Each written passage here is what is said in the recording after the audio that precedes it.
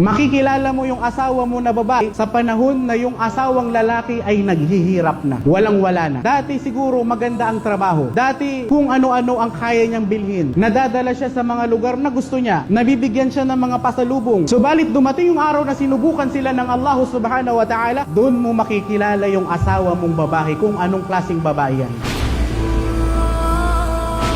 Kaya nga pinayuhan ka ni Propeta Muhammad sallallahu alaihi wasallam na maghanap ng mapapangasawa dahil magiging nanay yan ng mga anak mo. Hanapin mo yung may ganap na takot sa Allah subhanahu wa ta'ala na kung saan pinapakasalan sila sa 5 bagay: kanilang kagandahan, ang kanilang kayamanan, ang laki ng kanilang angkan, ang kanilang mga posisyon sa buhay. Subalit hanapin mo yung babae na kung saan mayroong din. Saribat yada. Sabi ni Propeta sallallahu alaihi wasallam, nang sa gayon hindi ka magsisi. Makikilala mo yung ang asawang babae sa panahon na walang-wala na yung lalaki. Kapag ang babae na ito ay nagsabar, nagtimpi, kung ano lang ang mayroon sa hapagkainan, nagsasabar.